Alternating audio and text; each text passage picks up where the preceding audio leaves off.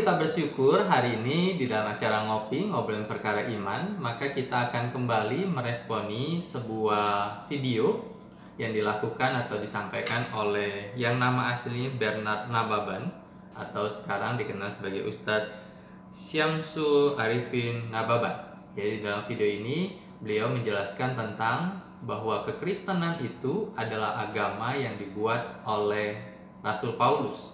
Dan Rasul Paulus menebeng dengan nama besar Yesus sehingga supaya cepat kekristenan itu cepat tersebar. Nah, ketika bagian ini saya coba responi karena bagi saya sebuah kesalahan, sebuah kekeliruan ketika terus diulang-ulang akan dianggap sebagai sebuah kebenaran. Karena itu kita akan coba meluruskan sehingga sesuatu yang keliru tidak dipercayai sehingga dianggap sebagai sebuah kebenaran. Kenapa? Karena Ngopi BTP hadir sebagai penjaga bagi kawanan domba, gembalaan Tuhan, supaya menunjukkan tentang kebenaran sesuai dengan firman Tuhan. Dan hari ini saya akan coba meresponi akan hal ini. Dan sebelumnya kita akan saksikan video yang disampaikan oleh Ustadz Nababan atau Arifin Nababan. Kita akan saksikan. Lalu bagaimana ceritanya? Paulus tiba-tiba mendirikan sebuah agama baru yang namanya Kristen. Kemudian agama Kristen itu disandarkan kepada Yesus. Seolah-olah Kristen itu Yesus yang mendirikan. Inilah kepiawaian daripada Paulus. Dia menguasai ilmu marketing. Ya. Jadi supaya cepat pemasaran agama ini diatasnamakan. Kira-kira begitu. Paulus murid, bukan murid, tapi musuhnya Yesus. Tapi tiba-tiba dia mengklaim dia sudah bertaubat, lalu mendirikan sebuah agama baru yang namanya Kristen. Supaya cepat memasarkan agama ini, dia sandarkan kepada Yesus. Seolah-olah agama Kristen itu adalah dibuat oleh Yesus. Maka cepatlah terkenal agama itu.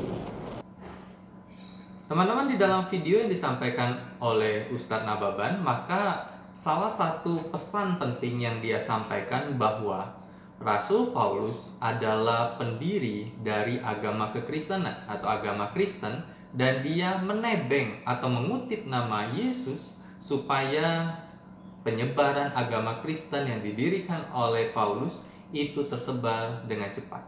Tetapi benarkah bahwa kekristenan itu diciptakan oleh Paulus? Dan kita akan lihat beberapa ayat yang akan saya sampaikan pada setiap kita. Yang pertama di dalam Kisah Para Rasul pasal yang ke-11. Kisah Para Rasul pasal yang ke-11 ayat yang ke-26. Kisah Para Rasul pasal yang ke-11 ayat yang ke-26 dikatakan di sana mereka, yaitu Paulus dan Barnabas, tinggal bersama-sama dengan jemaat itu 1 tahun lamanya sambil mengajar banyak orang. Di Antiochialah murid-murid itu untuk pertama kalinya disebut Kristen.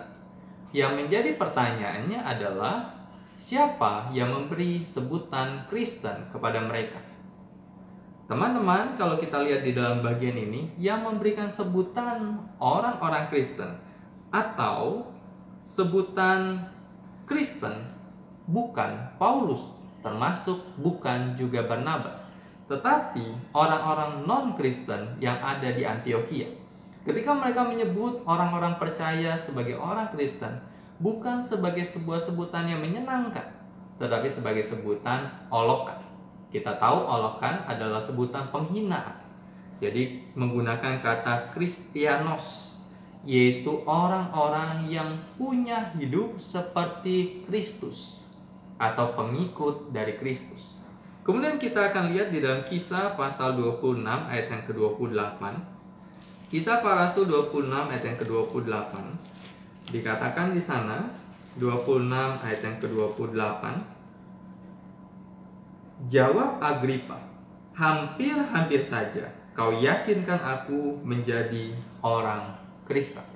Siapa Agripa? Agripa adalah orang yang tidak mengenal Tuhan. Yang kata lain, dia bukan orang percaya. Dan dia berkata, hampir-hampir saja kau membuat aku menjadi orang Kristen. Nah, sebutan Kristen di sini yang memunculkan adalah Agripa, bukan Paulus atau Barnabas. Kemudian kita akan lihat lagi di dalam 1 Petrus pasal yang keempat ayat yang ke-16. 1 Petrus pasal yang keempat ayat yang ke-16 dikatakan di sana, tetapi jika ia menderita sebagai orang Kristen, maka janganlah ia malu, melainkan hendaklah ia memuliakan Allah dalam nama Kristus itu. 1 Petrus itu ditulis bukan oleh Paulus, tetapi 1 Petrus ditulis oleh Rasul Petrus, dan Rasul Petrus adalah murid dari Yesus. Dan kemudian Rasul Petrus berkata, jika ia menderita sebagai orang Kristen, jika dia menderita sebagai Kristianos, para pengikut-pengikut Kristus. Dan kalau kita lihat di dalam bagian ini, bahkan di dalam Kisah Para Rasul pasal yang kedua sampai pasal yang ke-10, maka kita bisa menilai bahwa kekristenan itu bukan pertama kali dianggap sebagai agama seperti konsep saat ini, tetapi kekristenan pada waktu itu dianggap sebagai sekte atau sebagai aliran di dalam Yudaisme. Jadi orang-orang menilai bahwa karena muncul dari orang Yahudi, maka menilai bahwa kekristenan adalah bagian dari Yudaisme. Tetapi ketika mereka melihat perbedaan-perbedaan begitu jelas, karena orang-orang percaya hidupnya menghidupi, meneladani Kristus, maka mereka bisa berkata bahwa mereka inilah Kristianos itu. Dan kalau kita tarik lebih mundur lagi, sebelum Yesus naik ke surga, maka dia berkata bahwa pergilah, jadikanlah semua bangsa muridku. Murid siapa? Bukan murid Paulus, bukan murid Barnabas, tetapi murid Yesus, dan baptislah mereka.